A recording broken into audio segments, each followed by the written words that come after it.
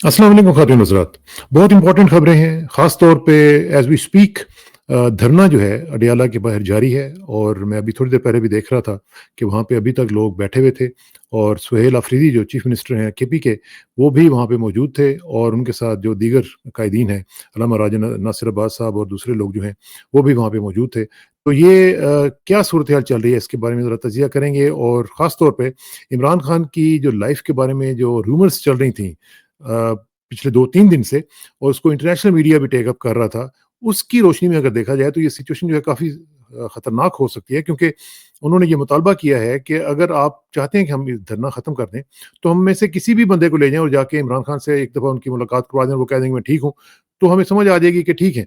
तो इस लिहाज से क्यों नहीं करवाई जा रही है मुलाकात? ये बड़ा एक क्वेश्चन है। In the mean time Bhutto खानदान की जो एक असल भुट्टो हैं, फातिमा भुट्टो साहिबा, उन्होंने इमरान खान के बारे में एक ट्वीट किया है, उसका भी ज़रा तज़िया करेंगे। नवाज़ शरीफ मुतालबा कर रहे हैं कि इमरान खान के लाने वालों को सज़ा दी जाए। क्या मतलब है उनका? क्या चाहते हैं वो? तोशाखाना केस जो है इमरान खान का, वो पोस्टपोन कर दिया गया एक बार फिर, और दिसंबर 20 तक उसको पोस्टपोन किया गया है।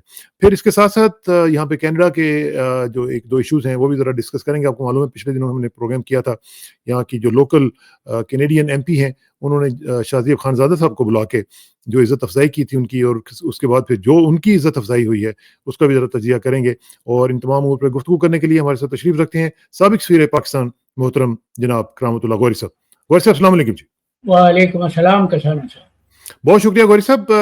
टू स्टार्ट विद, ये जो अडियाला के बाहर एक सिलसिला चल रहा है, आप भी फॉलो कर रहे थे, मुझे याद है कि आपने पिछली दफ़ा भी कहा था और इस दफ़ा भी आप काफ़ी क्लोजली वॉच कर रहे हैं ये सिचुएशन जो है, जो इमरान खान की ज़िंदगी के बारे में जो रूमर्स चल रही थी। इंडियन मीडिया ने इसको टेकअप किया, अफ़गानिस्तान मीडिया ने इसको टेकअप किया, और फिर ये हर जगह पे इस पे बात होनी शुरू होगी। इंटरनेशनल मीडिया के तमाम आउटलेट्स जो हैं इसके ऊपर बात कर रहे हैं। इसके बावजूद इमरान खान को ये मिलवा नहीं रहे हैं, उनके लोगों से उनकी मुलाकातें हैं। ये 8वीं बार सुहेल अफरीदी साहब आज वहाँ पे पहुँचे हैं, लेकिन फिर भी उनकी मुलाकात नहीं करने दी जा रही। ये क्या इतना आसान नहीं था कि आराम से उनको मिलवा देते और तमाम रूमर्स जो हैं वो डिस्पेल हो जाती और बड़े आसानी से ये सारा सिलसिला जो है वो सीधा हो जाता? दानिशमंदी का तकाजा तो यही था कसाना साहब के मुलाकात की सहूलत दे दी जाती, लेकिन या लगता ये है कि दाल में कुछ ना कुछ काला जरूर है। वैसे आज हुकूमती अमायदीन और तहरीक इंसाफ के कुछ रहनुमाओं ने भी इसकी तरदीद की है कि इमरान खान की सेहत खराब हो गई है या बिगड़ गई है, या सूरत हाल बहुत तशवीशनाक है, या उनको किसी हाई सिक्योरिटी जेल में मुंतकिल कर दिया गया है। लेकिन मुलाकात ना करवाने का सिर्फ यही जवाब बनता है कि दाल में कुछ ना कुछ काला है, कुछ ना कुछ ऐसी बात है जो हुकूमत और जो उनके सरपरस्त हैं, वो जो जर्नैल जो अपने आप को पाकिस्तान का मालिक मुख्तार समझते हैं, वो ये समझते हैं कि इमरान खान से अगर मुलाकात करवा दी गई उनकी बहनों की या सुहेल आफरीदी की, जो सुहेल आफरीदी का देखिए, सुहेल आफरीदी कोई आम आदमी नहीं है। वो विफाक के 4 सूबों में से एक सूबे का वजीर आला है। और आज मुझे ताज्जुब हुआ, लेकिन ताज्जुब तो नहीं हुआ, इसलिए कि जिस तरह का किरदार रहा है माजी में नून लीग के रहनुमाओं का, तो आज मरियम नवाज ने बड़ी तनकीद की है। उन्होंने नाम लिए बगैर सोहेल आफरीदी का ये कहा कि एक सूबे का वजीर आला वो धरना दे के बैठा हुआ है, बजाय इसके कि वो अवाम की फलाह और बहबूद के लिए काम करे। वो ये जताना चाहती थी कि वो तमाम तर अपनी तवज्जुहात और तमाम तर अपनी एनर्जी अवाम की खिदमत पर मरकूज कर रही हैं, जबकि सुहेल आफरीदी उनके बकौल अपना वक्त ज़ाया कर रहा है, और बजाय इसके कि वो अवाम की खिदमत करे, वो इन मसाइल में उलझता जा रहा है। और ये जो मरियम नवाज का बयान है, और उसके साथ आपने जो जिक्र किया नवाज शरीफ के बयान का, कि अब आप देखिए इंतहाई मज़ाक़ खेज़ बात है कि वो लोग जो चोर दरवाजे से मसनद इक़्तिदार पर काबिज़ हुए हैं, जो कठपुतलियाँ हैं एस्टेब्लिशमेंट के हाथों की, वो अपने आप को मुहिब्बे वतन बता रही हैं, मुहिब्बे वतन जताना चाहती हैं, اور یہ مطالبہ کر رہی ہیں کہ عمران خان کو لانے والوں کا بھی محاسبہ کیا جائے، کیفر کردار کو ان کو پہنچایا جائے۔ یہ ان لوگوں کی طرف سے مطالبہ ہے جو خود کٹ پتلیاں ہیں، جو مسند اقتدار پر ناچ رہی ہیں کسی اور کے اشارے پر۔ کوئی لیکن اس میں گوری صاحب دیکھیں نا، جو آپ فرما رہے ہیں بجا ہے، لیکن اس میں جیسے ہی انہوں نے گنڈا پور صاحب کو یوز کیا کہ جی وہ یہ کہیں کہ جناب عمران خان صاحب اور بشرا بی بی بالکل ٹھیک ٹھاک ہیں، گنڈا پور صاحب کی تو اپنی کریڈیبلٹی نہیں ہے، تو ان کی بات کے اوپر کون یقین کرے گا؟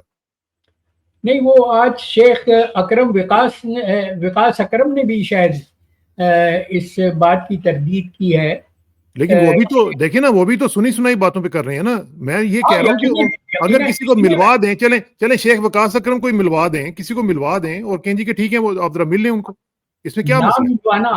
نہ ملوانا تو کسانہ صاحب اس بات کی نشاندہی کرتا ہے کہ یقیناً کچھ نہ کچھ ہے، ایسا ہے جس کو یہ طاقتور حلقے چھپانا چاہتے ہیں، اس کو دنیا کے سامنے نہیں لانا چاہتے۔ اگر ان کے ضمیر صاف ہوں، ان کے ہاتھ صاف ہوں، تو ملاقات کروانے میں کیا قباحت ہے؟ دیکھیں نا، ابھی جو استثنا لیا ہے، استثنا کون لیتا ہے؟ وہ جسے عدالت کا خوف ہو، جو اپنا محاسبہ کروانے سے گریز کرنا چاہے، اور گریز وہی کرتا ہے جس نے چوری کی ہے نا۔ آپ اور میں تو کسی بھی عدالت کے سامنے پیش ہونے کے لیے تیار ہوں گے، اس لیے کہ ہم نے کوئی چوری نہیں کی، ہم نے کوئی ڈاکہ نہیں ڈالا۔ لیکن یہاں تو وہ لوگ، یہ جو سیاسی گماشتے جن کو میں کہتا ہوں، سیاسی کٹ پتلیاں جو اپنے آقاؤں کے اشاروں پر ناچ رہی ہیں، اور ان کے آقا تو وہ ہیں جنہوں نے پاکستان کی تاریخ میں بار بار آئین کو توڑا ہے، آئین شکنی کی ہے۔ وہ اپنے آپ کو محاسبے کے لیے آمادہ نہیں کر پاتے، لہٰذا انہوں نے استثنا لے لیا۔ یہ کیسی مضحکہ خیز بات ہے۔ ایک طرف تو ایک شخص یہ دعویٰ کرے کہ وہ حافظ قرآن ہے، اور حافظ قرآن ہونے کے بعد وہ پھر اس منصف ازل کی عدالت میں پیش ہونے سے وہ یوں لگتا ہے کہ یہ تو ان کو ایمان ہی نہیں ہے، ان کا ایمان ہی نہیں ہے کہ ان کو مرنا بھی ہے، اور مرنے کے بعد اس منصف ازل کی عدالت میں پیش ہونا ہے جہاں کوئی استثنا نہیں ہوگا، جہاں کوئی جھوٹی شہادت کام نہیں آئے گی۔ تو یہ پاکستان کے ساتھ کھلواڑ کر رہے ہیں پاکستان، اور اس کھلواڑ کے اوپر اب یہ ہے کہ اپنے تو بول ہی رہے ہیں، لیکن اب پرائے بھی بولنا شروع ہو گئے۔ میں آپ کو دکھاتا ہوں، یہ فاطمہ بھٹو صاحبہ کا ٹویٹ ہے۔ وہ کہتے ہیں کہ Imran Khan served his country, he was the prime minister of the country and he cannot be hidden in darkness. This is not a question of politics or what party one belongs to. It is a question of basic human decency. No prisoner should be treated so inhumanely. یہ فاطمہ بھٹو صاحبہ فرما رہی ہیں۔ یہ جو فاطمہ بھٹو نے جو اصطلاح استعمال کی ہے نا ڈیسنسی کی، تو یہی تو میں کہتا ہوں کسانہ صاحب کہ ان لوگوں میں ظرف کا نام و نشان نہیں ہے۔ یہ تو وہ ہیں جن کو کم ظرف کہا جائے، جن کو چھٹ بھئیے کہا جائے، جن کی اوقات سے بڑھ کر ان کو اقتدار مل گیا ہے، طاقت مل گئی ہے۔ تو اب ان کی سمجھ میں نہیں آ رہا، وہ جو ہم کہتے ہیں نا اردو میں کہ آپے سے باہر ہو رہے ہیں، تو یہ آپے سے باہر ہو گئے ہیں۔ اب دیکھیں، نواز شریف کا خاص طور پہ یہ مطالبہ کہ عمران خان کو لانے والوں کا محاسبہ کیا جائے۔ ارے بھائی، تمہاری تاریخ کس کو نہیں معلوم؟ تم کس کی پیداوار ہو؟ تم کو کون سیاست میں لے کے آیا تھا؟ اور کم از کم ان کا نام تو لیں نا، اتنا بھی حوصلہ نہیں ہے کہ ان کے لانے والوں کا نام ہی لے دیں۔ ہاں، نہیں، نام یوں نہیں لیتے کہ وہ چور پکڑا جائے گا۔ دیکھیں نا، دل میں جب چور ہو تو زبان اسی طرح کی منافقت کے جملے بولتی ہے۔ یہ تو دلوں کا بھید جاننے والا تو اللہ ہے۔ اور لیکن جن لوگوں کی تاریخ پاکستان کے عوام کو معلوم ہے، وہ جانتے ہیں کہ یہ سیاسی کٹپتلیاں ہیں، یہ سیاسی گماشتے ہیں، یہ مہرے ہیں جن کو بساط سیاست پر بٹھا دیا گیا ہے، اور ان کے آقا ان मोहरों को इस्तेमाल करते हैं, जब चाहते हैं किसी मोहरे को आगे बढ़ा देते हैं, जब चाहते हैं किसी मोहरे को वापस बिठा देते हैं। तो ये तो पाकिस्तान के साथ, पाकिस्तानी कौम के साथ मैं कहता हूँ मजाक हो रहा है। मजाक भी ऐसा वैसा नहीं, बल्कि इंतहाई भयानक मजाक हो रहा है। बहुत भयानक मजाक हो रहा है। अच्छा, इसी हवाले से देखें कि आपने ह्यूमन डिसेंसी की बात की, ह्यूमन राइट्स की भी आप बात करते रहते हैं। ह्यूमन राइट्स के साथ आप देखें कि कल हमारे एक दोस्त हैं सोहराब बरकत साहब, जो कि सियासत डॉग पीके के ऊपर काम करते हैं और अपने शो भी करते हैं। उनको without any reason, without any case against him, उनको एयरपोर्ट से गिरफ्तार कर लिया गया, उनको बल्कि अगवा कर लिया गया। अभी तक उनका कुछ पता नहीं चल रहा है। ये जो सूरत हाल है, ये क्या शो करती है जी? क्या माइंडसेट शो हो रहा है? इससे इससे अंदाजा होता है कि ये लोग सच सुनने की समात नहीं रखते। इनमें इतना इतना ज़मीर इनका बेदार नहीं है कि ये सच सुन सकें, इसलिए कि मुखालफत को बर्दाश्त करना तो बाज़मीर इंसान का काम होता है ना। देखिए ना, बेज़मीर इंसान तो जिसके हाथ में ख़ास तौर पे डंडा हो और लाठी हो, तो वो तो हर एक को अपनी लाठी से हाँकना चाहता है। और ये मुखालफत को, यही तो मैं कहता हूँ, बार बार कहता हूँ कि जागीरदारी कल्चर की सबसे बड़ी लानत ये है कि वो मुखालफत बर्दाश्त नहीं होती। मुखालिफ को दुश्मन समझा जाता है और दुश्मन से निपटने के लिए उनके पास दो ही हरबे हैं, या तो उसको खरीद लो, या अगर वो बिकने के लिए तैयार नहीं है तो फिर उसको खत्म कर दो। तो यही तो हो रहा है। वो आपको याद है कि हबीब जालिब ने अय्यूब खां के दौर में क्या कहा था? ऐलान ताशकंद किए जा रहा हूं मैं, जो बोलता है बंद किए जा रहा हूं। तो ये आज भी यही हो रहा है कि तारीख अपने आप को दोहरा रही है, और जो बोलता और उसका गौर साहब नतीजा ये निकल रहा है कि इंटरनेशनली जो हमारी हालत है, अभी आपने आईएमएफ की रिपोर्ट तो पिछले हफ्ते पढ़ी होगी, उसमें क्या हुआ और उसका नतीजा देखें। उसका नतीजा ये निकला है कि यूएई जैसे ममालिक जो हैं, जो कि हमारे ब्रदर इस्लामी ममालिक कहा जाता है जिनको, उन्होंने पाकिस्तानियों के वीज़ों का इजरा जो है वो रोक दिया है। ये सेनेट कमेटी के अंदर जो वजारत दाखिला की कमेटी है, उसमें उन्होंने इंकशाफ किया है। आप अंदाजा कीजिए कि हमारे ममालिक के जो हमारे साथ, जिनके साथ बड़े अच्छे ताल्लुकात हैं, वो अपने हमारे लोगों को अपने यहाँ आने के लिए तैयार नहीं है।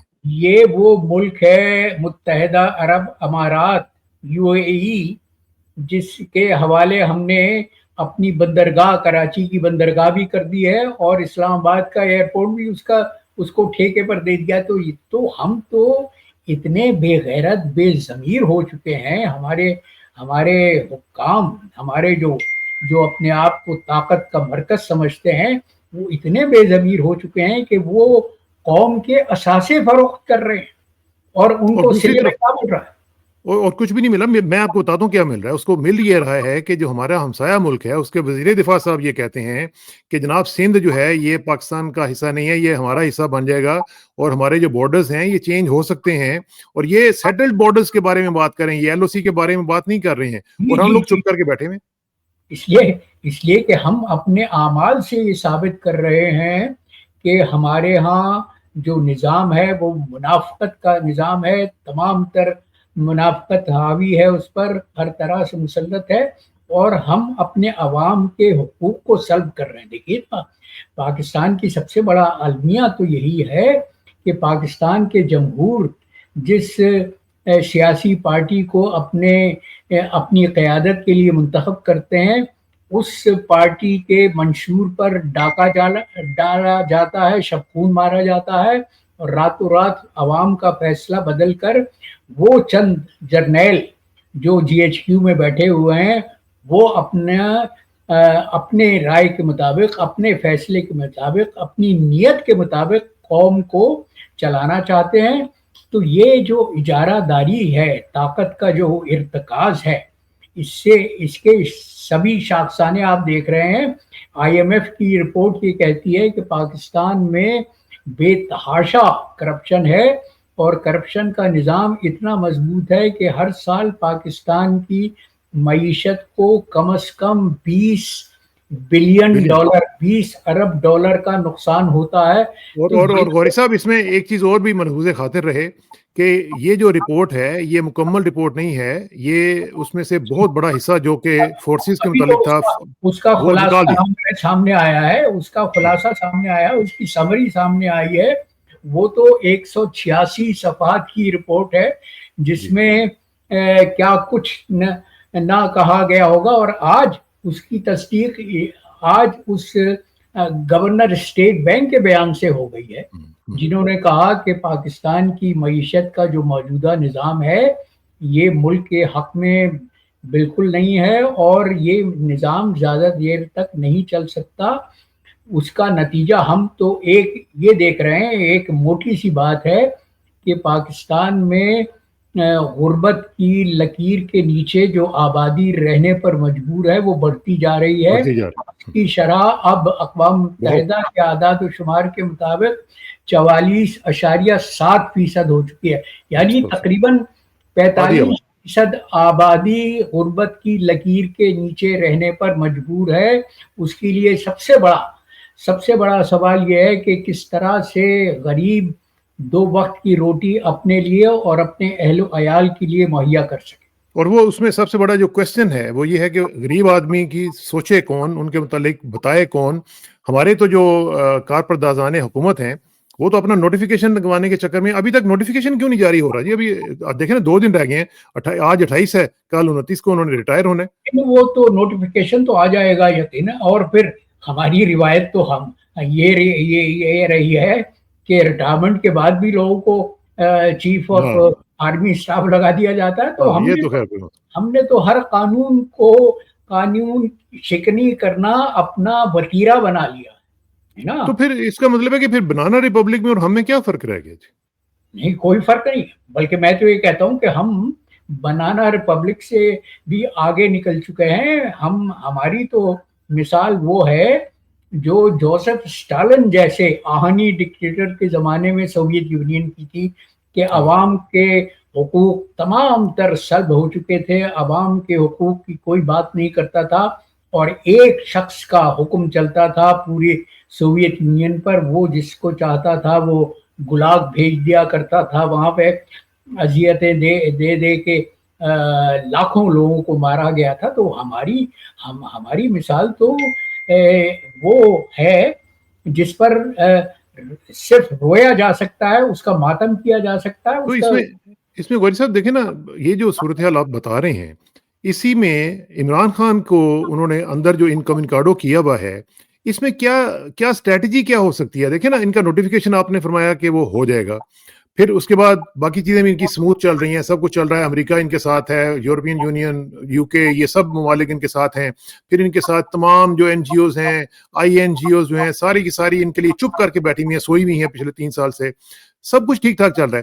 پھر عمران خان کو کیوں نہیں ملنے دے رہے؟ پھر دیکھیں نا، توشہ خانہ کا جو کیس ہے وہ بھی دسمبر 20 تک، یعنی 1 ہفتہ بھی نہیں، پورا تقریباً آپ سمجھ لیں کہ 4 ہفتے جو ہیں وہ انہوں نے اس کو پوسٹ پون کر دیا۔ کیا خوف کیا ہے؟ خوف عوام کا ہے، خوف اس چوری کا ہے جو انہوں نے کی ہے، جو ڈاکہ انہوں نے ڈالا ہے اس کا خوف ہے۔ دیکھیے، ہمیشہ بزدل وہ شخص جس کو قانون کا خوف ہوتا ہے وہ اس طرح کی حرکات کرتا ہے، تو ان کو تو قانون کا خوف ہے، اسی لیے اپنے آپ کو استثنا دلا لیا ہے، اور لالی پاپ کے طور پر آصف علی زرداری کو بھی، جس کی کرپشن کی داستانیں مغرب کے اسکولوں میں پڑھائی جاتی ہیں طالب علموں کو، کہ دیکھو تیسری دنیا جس کو وہ کہتے ہیں، تیسری دنیا کے سیاسی قائدین کس کردار کے لوگ ہیں، کیسے لوگ ہیں۔ اور اس میں اسی حالت میں دیکھیں کہ نواز شریف جو ہیں وہ 4تھی بار بھی وزیر اعظم بننے کے لیے تگ و دو کر رہے ہیں، اور وہ سمجھتے ہیں کہ اب میرا حق ہے کہ مجھے سمپل میجورٹی مل گئی ہے، اور سمپل میجورٹی کا مطلب یہ ہے کہ میں اب کمفرٹیبل ہوں اور مجھے وزیر اعظم بنا دیا جائے۔ بہت ہاتھ پیر مار رہے ہیں، لیکن دوسری طرف وہ جو آصف علی زرداری کو جو استثنا دیا گیا ہے، اس کے ساتھ بھی وہ جو پہلے 27ویں آئینی ترمیم میں بات ہو رہی تھی کہ 18ویں آئینی ترمیم کو ختم کر دیا جائے گا یا اس کو بدل دیا جائے گا، تو اس کے بدلے میں وہ پیپلز پارٹی نے بہت کہنے کو شور مچایا تھا، اور ان میں بے چینی تھی ان کی صفوں میں، تو آصف علی زرداری کو ایک لالی پاپ تو یہ دیا گیا کہ ان کو تا حیات استثنا دے دیا گیا، وہ اب کسی کرپشن کے لیے اپنی کسی عدالت کے سامنے جواب دہ نہیں ہوں گے. لیکن دوسرا جھنجھنا ان کو یہ دیا گیا ہے کہ مطمئن رہو، اگلی بار تمہارے بیٹے کو وزیر اعظم بنا دیں گے. بنا دیں گے. ہاں ان کو بھی سمجھنا. واقعی آپ کے الفاظ میں بالکل صحیح بات ہے. اچھا جی ذرا واپس آتے ہیں کینیڈا میں. آپ ہی کے شہر چلتے ہیں اور ٹورنٹو کی جو ایم پی ہیں ممبر آف پارلیمنٹ اقرا خالد صاحبہ، پچھلے دنوں میں انہوں نے ملاقات کی ہمارے جیو نیوز کے بڑے مشہور اینکر ہیں شاہ زیب خانزادہ صاحب. ان کو انہوں نے اپنے آفس میں بلایا، ان کو بڑا جناب ان کو وہاں پہ چائے وائے پلائی اور پھر ان کو ایک سرٹیفکیٹ آف اپریسیشن بھی دیا. اب اس کے اوپر کمیونٹی جو ہے وہ کافی سیخ پا ہوئی ہے. وہ کہتے ہیں کہ جی انہوں نے ایک ایسے شخص کو بلایا جنہوں نے بشرا بی بی صاحب ہے جو کہ فارمر فرسٹ لیڈی ہیں، ان کے جو بایولوجیکل ایشوز ہیں جو کہ ہم نارملی کہیں ڈسکس بھی نہیں کر پاتے ہیں، انہوں نے ان کو ٹی وی کے اوپر اوپنلی ڈسکس کیا. اور ان کو نہیں بلانا چاہیے تھا، خاتون ہوتے ہوئے ان کو ان چیزوں کا خیال رکھنا چاہیے تھا. تو اس کے بارے میں چونکہ آپ کا تعلق اسی شہر سے ہے تو آپ کو یہ ان کا بلانا اور یہ سارا کچھ کرنا کیسا لگا اور اس کے اوپر آپ کیا کہنا چاہیں گے؟ یہ اقرا خالد نے وہ حرکت کی ہے جو پاکستان کے سیاسی لیڈروں سے توقع کی جا سکتی ہے، اس لیے کہ پاکستان کا تو سیاسی ماحول ہی تمام تر کشیدہ ہے اور کرپشن سے آلودہ ہے. لیکن یہاں انہوں نے یہ حرکت کی ہے کہ ایک ایسے شخص کو نمایاں کرنے کی کوشش کی ہے جس نے بشرا بی بی کے خلاف نہ صرف نازیبا الفاظ استعمال کیے تھے بلکہ وہ باتیں کی تھیں جن کو شرفاء اپنی محفلوں میں بھی جن کا تذکرہ کرتے ہوئے ہچکچاتے ہیں، کتراتے ہیں. تو اور میں نے وہ دیکھا تھا اس کا شاہ زیب خانزادہ کا پروگرام جو اس نے بشرا بی بی کے متعلق کیا تھا. یہ مزے لے کر، چسکے لے کر وہ باتیں کر رہا تھا جو شرفاء اپنی زبان کی نوک پر لانے سے کتراتے ہیں. تو ایسے شخص کو اور اس کو یہاں پاکستانیوں نے ایک ڈپارٹمنٹ سٹور میں گھیر لیا تھا اور وہاں سے یہ منہ چھپا کے بھاگا ہے. تو ایسے ایک پاکستانی خاتون ممبر پارلیمنٹ کا جو پاکستانیوں کے ووٹ لے کر ممبر پارلیمنٹ بنی ہے، اس کا اس طرح کے متنازع کردار کو سراہنا اور اس کو اپریشیٹ کرنا اور اس کو سرٹیفکیٹ دینا انتہائی معیوب بات ہے. اور پاکستان کی جو کمیونٹی ہے، جو ہماری مقامی کمیونٹی ہے، اس میں بہت ہلچل ہے.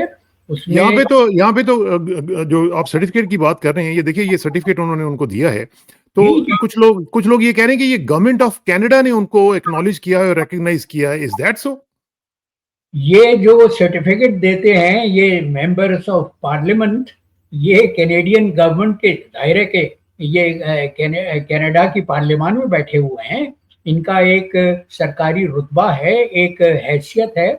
تو وہ اس پر اپنے سرٹیفکیٹ پر لکھتے یہی ہیں کہ کینیڈین گورنمنٹ کے نمائندے ہونے کی حیثیت میں یہ فلاں شخص کو یہ سرٹیفکیٹ دے رہے ہیں، یہ سند دے رہے ہیں.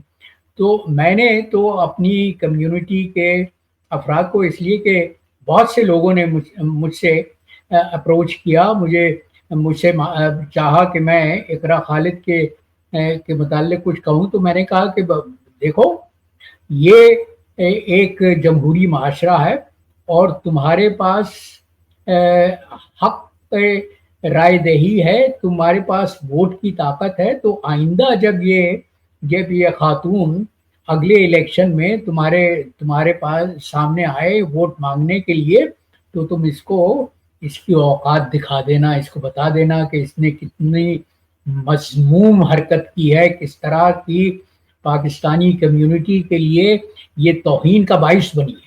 تو کم از کم آپ یہ مطالبہ کریں گے کہ ان کو اس کے اوپر معذرت کرنی چاہیے، معافی مانگنی چاہیے اور اپنی جو پوسٹ لگائی ہوئی ہیں انہوں نے ابھی تک اپنے ٹویٹر اکاؤنٹ پہ، ان کو واپس لینا چاہیے؟ معذرت کسانہ صاحب وہ لوگ کرتے ہیں جن کے ضمیر بیدار ہوتے ہیں، جن کے ضمیر زندہ ہوتے ہیں.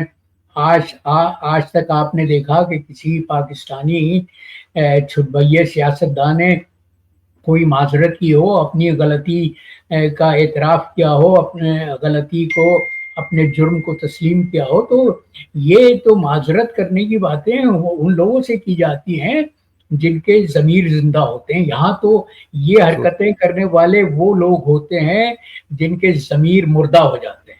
ओह हो, वेरी सैड। अच्छा जी, आखिर में ज़रा थोड़ा-सा हमें बताएँ कि ये जो व्हाइट हाउस के जो करीब नेशनल गार्ड्स के ऊपर फायरिंग हुई, उसमें एक अफ़गान पकड़ा गया है। अब ये बंदा जो था, ये सीआईए के साथ काम कर रहा था, अमेरिकन गवर्नमेंट के साथ काम कर रहा था। ये अचानक चेंज ऑफ हार्ट उसका क्यों हुआ है, कैसे हुआ है?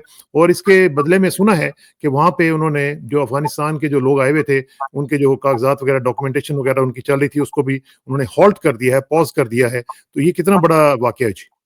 आज मैं देख रहा था कसाना साहब CNN की खबरें, तो वहाँ तो कांग्रेस के अरकान ये खुल के मुतालबा कर रहे हैं कि अमेरिका ने जो हज़ारों अफ़गान महाजरीन को अपने यहाँ पनाह दी है, तो उन सब के रिकॉर्ड खंगाले जाएं, इनके चेक किए जाएं और ये देखा जाए कि कहीं कोई इस तरह के अनासिर तो अमेरिका की पनाह में नहीं आ गए हैं जो अमेरिका के मफादात के खिलाफ काम कर रहे हैं।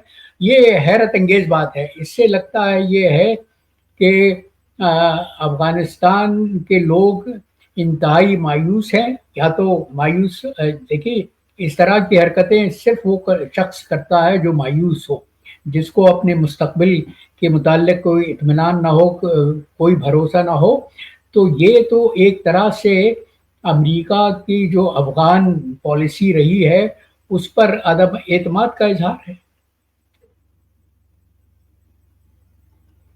इसमें जो एक चीज़ है वो ये है कि जो ये भाई साहब हैं, जो अफ़गान हैं, ये उनके साथ काम करते रहे हैं, और ये अचानक ये कैसे हो सकता है कि क्योंकि मुझे ये लग रहा है कि इसके पीछे कुछ ना कुछ और प्लॉट कोई ना हो, क्योंकि देखिए ना, अभी मैं सुन रहा था, ट्रम्प साहब जो हैं वो कह रहे हैं कि उनमें से एक खातून जिसको ये इन्होंने ज़ख्मी किया था, उसकी डेथ हो गई है।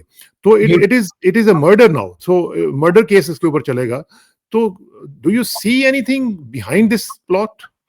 इससे अंदाज़ा होता है कसाना साहब कि अमेरिका ने अफ़गान अवाम के किन अनासिर की सरपरस्ती की थी, इसलिए कि हर शख्स तो अमेरिका के लिए काम नहीं कर रहा था ना। अमेरिका ने जिन लोगों को मुंतखब किया था अपनी खिदमत बजा लाने के लिए, उन्हीं लोगों को पनाह दी गई है। वो तालिबान की हुकूमत आने के बाद से वही अफगानिस्तान से भागे थे जिन्होंने अमेरिका के साथ ताउन किया था, अमेरिका की खिदमत की थी।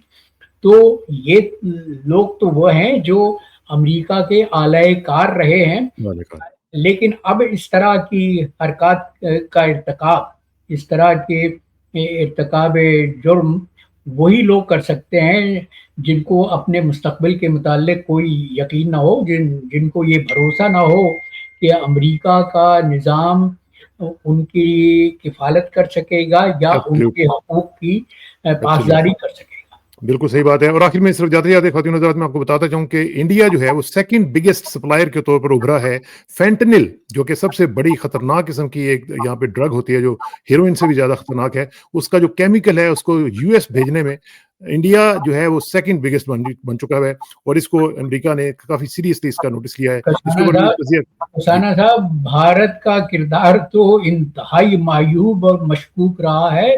अभी ईरान के मैं ज़राए के देख रहा था, उनको अब ये एहसास हो रहा है कि इजराइल के लिए जासूसी करने वाले सबसे ज़्यादा जो अनासिर थे वो भारतीय थे। वो भारतीय जो ईरान में काम कर रहे थे, वो ईरान के मफादात के खिलाफ इजराइल के लिए मुखबिरी कर रहे थे। अब दरअंदाजा कीजिए, और साथ साथ ये अपने दोस्ती भी उनके साथ निभाते रहते हैं। यही मुनाफिकत है इनकी, और यही चलता रहता है। चलें, बहुत ये चश्म कुशा होना चाहिए अफगान तालिबान के लिए, जो अब अपने अंडे वो जो भारत के साथ कर रहे हैं, वो भारत की बास्केट में रखने को तैयार। चलें, इसके ऊपर इंशाल्लाह आपका तजिया लेते रहेंगे। बहुत बहुत शुक्रिया गौरी साहब, आपसे जल्दी मुलाकात होगी। Thank you very much and see you soon. अस्सलाम वालेकुम। खुदा।